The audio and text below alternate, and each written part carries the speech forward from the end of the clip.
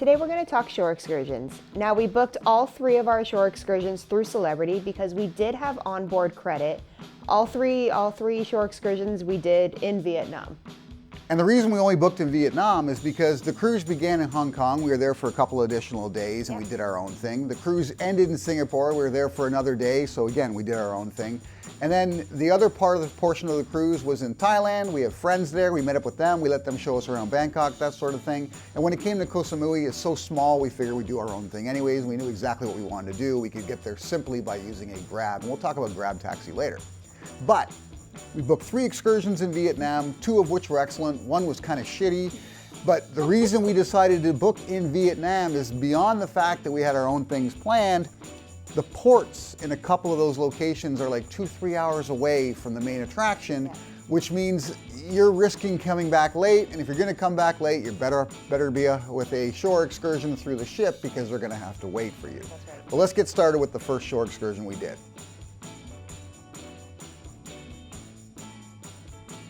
So the first shore excursion we're going to talk about is my absolute favorite shore excursion that we did on this whole cruise. And that is the Halong Bay Junk Cruise and Kayak Experience. And the reason this one's my favorite is because I love nature, love it. And this shore excursion did not disappoint in any which way. And we're gonna start with, we got on the Junk Cruise and we were supposed to head to the Kayak Experience, but our tour guide got a phone call saying, listen, the Kayak Experience is packed, start somewhere else. So he said, okay, he's like, you know what, we're gonna head out a little bit further and we're gonna go to the sampan, which is like just a little tiny, like little rowboat. And it took us through the limestone. Those were incredible. I could have stayed on the water forever and just stared up because I've never witnessed anything like this in my life. That tour took us to the oyster farm where you got to see, you know, how all the pearls come out, and it was such a cool experience. From there, we went back on the junk boat and it took us to the, what's it called, Cope? The Surprising Cave. And it lives up to the name because holy smokes, this thing was huge. Absolutely huge. I always say it's like, it reminded me of like downtown Toronto. It was just a mini city in a cave, and I've never experienced any cave diving or any caves in my life. So to see this as my first one was just incredible. Absolutely incredible. There was a couple movies I believe that were filmed in there. I can't recall them right now. I'll put them in the description if you guys want to look it up later. When we finished the caves, we headed back on the junk boat and went to what was supposed to be our first stop, which was the Kayak Experience. Now, all of us agreed on this tour, if we didn't see what we saw first, the Kayak Experience probably would have been incredible to see as our first stop.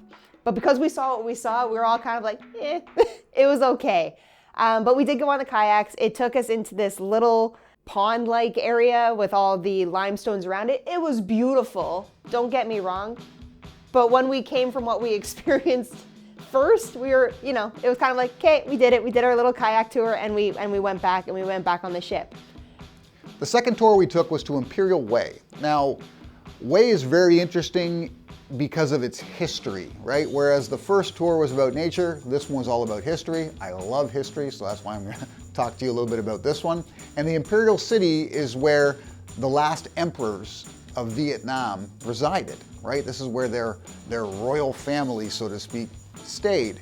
And what grabs you right off the bat is the sort of medieval, sort of almost feudal design of the place, right? You're gonna come in through a main gate, over a moat, which I love, right? I love these medieval looking cities, through this massive gated center, and then a massive amount of open space before you actually get to the royal chambers. And the sheer scope of it is huge, right? You expect large, it's larger than you expect. And the architecture, the interiors, the exteriors, everything about it just kind of takes you back. Now, a lot of it is being rebuilt to the same specifications that it would have been in prior to the Vietnam War, because this is one of the places that the Viet Cong had made their main sort of base camp, and it was significantly bombed by the American forces. So a lot of it had to be rebuilt, but you don't actually see that. It's seamless. You don't see the original sections versus the rebuilt sections. They've done such a good job, and the reason they've done that is they want to keep their UNESCO heritage site intact, right? They want to stay as one of those. So you really get a peek back in time when you go to the Imperial Way. It's a fantastic trip. From there, you move on to a place called the Tu Duc Tomb, and this is where the 4th Emperor of Vietnam, it's his tomb, but because he had a disease that prevented him from having children, he didn't trust his own family to look after him properly in his passing, so he created this tomb resort, basically. It has everything and then some. It even had its own little private island where he would do his hunting, so to speak, but we'll talk about that in another video. But basically, he lived there for 15 years before his eventual death. So it has a little bit of everything, and where the actual tomb itself is located is this massive climb up many ridiculous steps to get there. And what's sort of interesting about it is the last emperor of Vietnam was very young. He was a very short, tiny guy, like 4'10".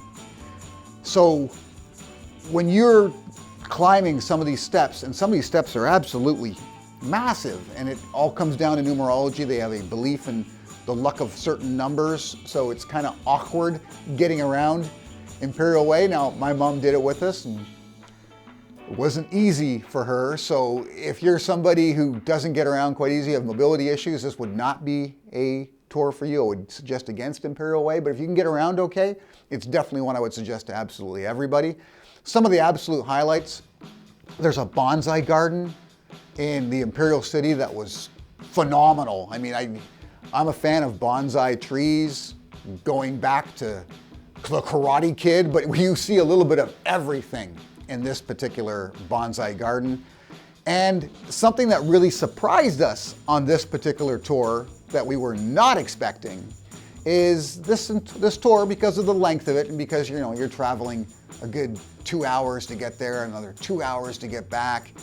It includes lunch. And usually, those of you who have taken shore excursions, lunch is usually, a sandwich and a pop or a bottle of water.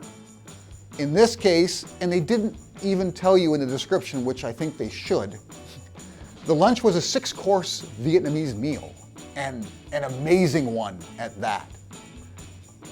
Every course was fantastic, and half of which I couldn't tell you what it is. The menu was in Vietnamese, so we just kind of went with whatever they brought us and tried a little bit of everything, and nothing disappointed. To me, it should have been highlighted as one of the best parts of this actual tour. As much as you're going to be excited about seeing Tu Duc Tomb, you're going to be excited about seeing Imperial City, you're going to get indoctrinated in the history, and you're going to get a little bit about the Vietnam War even from their perspective. That meal was fantastic because, at least for my wife and I, for Amy and I, we love trying the traditional food of anywhere we go, and here we got to taste a little bit of everything. So if you're thinking about doing this tour, go ahead and do it. So let's talk about the final shore excursion we took with the Celebrity Solstice, and that was the journey to the Mekong Delta at Ho Chi Minh stop. First of all, what made this tour a little bit rough was it was 3 hours by bus to our first stop, and there was some confusion getting to the bus. Yes. When we first got off the ship, we were actually directed to a Shuttle bus, which we didn't need to take, and luckily saw people with the same number tour as us heading to a bus at the very far end. Yeah. That was actually our bus. So by the time we got there, we had to go to the back of the bus. Yeah, which is fine. Which is normally fine, except on this bus. Couldn't hear the tour guide. That's right. The intercom system, the speakers weren't very good at the back of the bus, so you couldn't hear half of what he was saying. And the air conditioning in the bus was hit or miss, and at the back of the bus, it was a miss. Yeah. So when you're traveling 3 hours to get to the first stop, pretty brutal. Yeah. So this trip, we thought we got really lucky because we booked extremely early, and we talked to some other cruisers on board, and they were so jealous that we got this trip. So we're like, we made the right decision. Like, we scored. Yeah. If you've got onboard credit to use, definitely use it early if you plan on booking shore excursions through the cruise line. Really fast. Because the top spots will go immediately, right? And like Amy said, we had talked to other people on the ship who were like, what are you doing tomorrow in Ho Chi Minh City? Like, oh, we're going to the Mekong Delta. Oh, you got that tour? Yeah. Oh, it was booked up by the time we tried to book it because they had waited till they got on the ship. And we booked everything a good month or 2 months ahead of time through their app. So if you see something you want to do, make sure you book it early. But in this case, booking early wasn't a bonus. No, this shore excursion was a total scam. It was a tourist trap, Yeah. from tourist trap to tourist trap to tourist trap. Yeah. Took us 3 hours to get to the first destination, and the first destination took us to a honeybee farm, quote unquote, where they're making honey tea and the like, and honey sweets and such. So when we got off our boat, like to go, we went past the Mekong Delta a little bit, we got to our first stop, and they're like, we're gonna introduce you to how we do honey. Okay, we have honey in Canada. First honey of all, almost everywhere. Everywhere in the world. We know, everyone knows how honey's made. And they're like, and you're gonna have your first photo op opportunity. I'm like, okay. I'm like, that's cool. I'm expecting like, little hives or something. Guy in a suit. Full suit. No, it was a guy literally holding up a like honeycomb. With a bunch of bees that look like they're half dead. Yeah, that was it. We'll show you the picture. Yeah. And the next thing right after that was the fruit. No. We also had the honey tea, and then we went to the fruit. Yeah, well, that was part of the honey. Yeah. And then we had the fruit. And they had basically a number of tables set up with a small selection of fruit to try on each table, some of which is fruit that everyone's going to know, like pineapple, which for some reason they highlighted. I don't understand. But they also had like dragon fruit, guava, passion fruit, right? Yeah, and then the tour guide actually came up to our table and made sure he pointed out that one was pineapple. In case we didn't know. But literally you tried some fruit and then you moved on. And the next thing we went to was the coconut candy production. Yeah. Basically it was a small hut where a number of Vietnamese ladies were making coconut candy, right? Yeah. They're processing coconut in a number of different ways to make the candies. If you've never seen that before, I guess that's a cool experience. Yeah, you can see a little bit how it's done. You get to try some of the coconut candy. But again, this is not why we're on the tour, right? This is, I should have almost realized when you look at the description of this tour and they list off all these additional things you're going to be doing, where I'm thinking, really, I want to go to the Mekong Delta because I've seen the Mekong Delta in a number of different movies, especially about the Vietnam War, and it just looks fantastic and phenomenal. So we're like, that's what we want to do. And we're just waiting. That's the last thing you're going to do, but we're like, okay, so all of this is just teaser until we get there. Yeah, it's fluff. Right? Yeah. So there was a spot where you could have some, was it sake? It was like like their version of moonshine, which we were smart enough to know, like, don't touch that. Don't bother, right? Right. So a bunch of people tried it. There's like people. They were on fire. Almost throwing up, Yeah. right? We were just watching everybody suffer. So that was entertaining to watch them suffer. But yeah, it's like I don't need to do a shot of moonshine before we get to the Mekong Delta, and then we're on our way to the Mekong Delta. So you got to travel a little bit again, and you get to the Mekong Delta River and you board basically a junk boat, small junk boat. Yeah. And it just takes you across the river. Once you get to the other side, disembark, you walk a little bit, and there's like a tributary on an island portion there where you do your journey down the Mekong River, and all it is lines upon lines of Make sure you embarkation points to get on a little canoe-like boat and do a 10-minute row with this lady, whoever, or gentleman who's rowing the boat, down this little tributary to get off at the other side. Yeah. And it's full of these boats. It's packed. Right? It's so packed. that's all you really see, right? You just see other tourists on a similar boat to yours, squeezed into this little tributary, and they warn you, like, don't put your fingers. put your hand outside the boat Yeah. because these boats are clipping each other. It's so tight.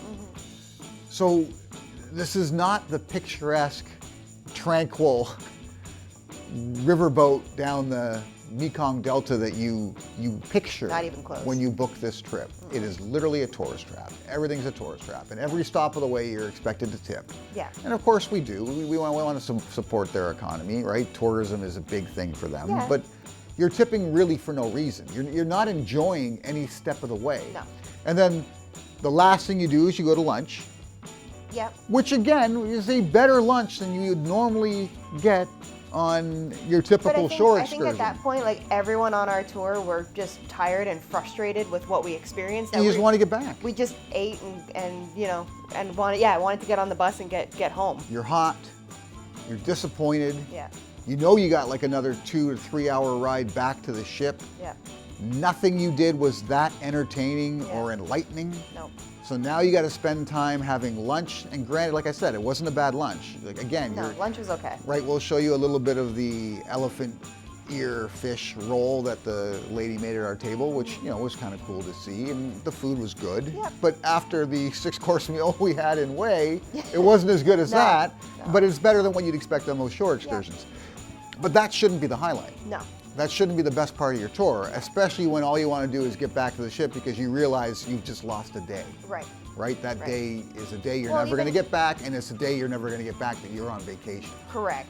Right. That's very disappointing. And then on the way back, we said like 2.5, 3 hours. 3 hours. I think it was like 3.5 to 4 hours because of You got how traffic. much traffic we had to go through on the way home. Everyone was just fed up at that point. It was. Yeah, we got back in time. Some of the other tours didn't get back in No. time, and the ship actually had to wait like another 30 minutes to an Yeah, hour roughly. before we departed. Yeah. So that was one of those situations where you had better book With the cruise. with the cruise line Yeah. when you get off in Ho Chi Minh. Yeah. Right? One of the couples we met that we actually met on the Halong Bay tour, they went on the Saigon tour.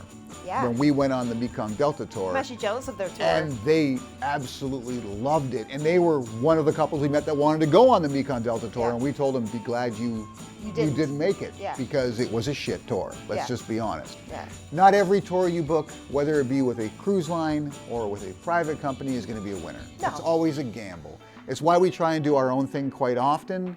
But when you're ported somewhere that's a significant distance from your destination. You want the security of the cruise not leaving without you. And like we said, 2 out of 3 ain't bad. Yeah. Right? We did very well on this particular cruise. The Halong Bay Shore Excursion is probably the best shore excursion we've ever done with a cruise line. 100%. Right? We've ever done with a cruise line. And the Way Shore Excursion was the most informative and educational shore excursion I've Yeah, it had was in great. a long time. Yeah. So can't complain. No. Can't complain. Now, a couple of things of note when it comes to shore excursions and booking them. Like we said, if you're going to book with the cruise line, book early. Yeah. Right? And cruises have become more and more like popular with the average traveler now. There are a lot of cruise ships that are overbooking at this point.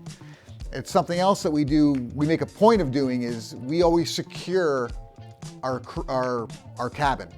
Oh yeah. Right? We're not the kind of people that just book a category and hope, because it's those people who are now getting told, oh, sorry, the cruise is booked up.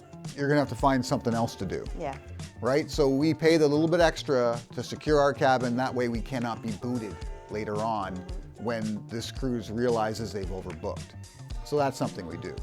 With the shore excursions, like I said, we prefer not to book them if possible, but the one thing we always do on every single ship is the first stop we go to, we book a shore excursion with the ship. Yes.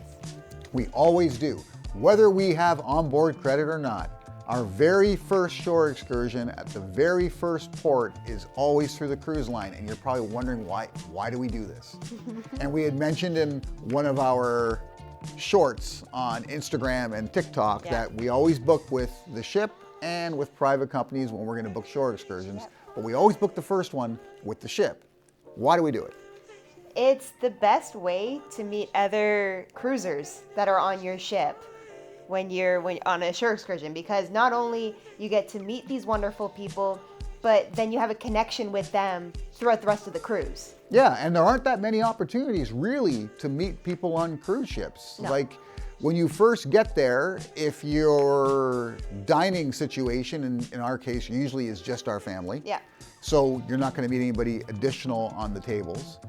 If you're going to some of the early events on a ship, one of the best ways to meet people is through trivia. Yes. Right? Absolutely. We've used that because they usually do trivia in teams, so Yeah. you get slotted with some people for trivia, but they may not have the same interest of you off the ship. Right. So when you book that first shore excursion, you at least know that the people you're going to be with are, one, from your ship because you're booking through the ship. Yeah.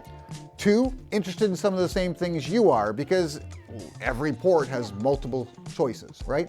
If you're into fitness, say, or snorkeling, maybe your first shore excursion is to go snorkeling or to go deep sea fishing or something like that. And then you have that in common with that other person, and it's just it's such a beautiful connection to make with new people. Yeah, because you're probably thinking, oh, you know, by the time we get to Koh Samui, maybe we should do a snorkeling thing together, right? Yeah. Or we don't even have to book with the ship. We can just buy some snorkeling equipment and we'll just find a beach and go, Yeah. right? So you get to make friends with similar interests right from the beginning. So we always book with the ship first. Yeah. And then further down the line, what we do is we look at the cost effectiveness between booking privately and booking with the ship. And you got to factor in that the ship has the additional bonus of they're going to take you straight to the tour company off the ship. You don't have to worry about coming back late. You look at the cost on the ship versus the cost off the ship. And does the private tour offer you something that the ship doesn't? Correct. Because the ships usually offer you a handful of things you can do at each port, whereas through private tours, there could be 20 different things you could do at every additional port. That's right. So look at both, figure out what you want to do, and book early. All right. Good talking to you. Till next time. Yeah.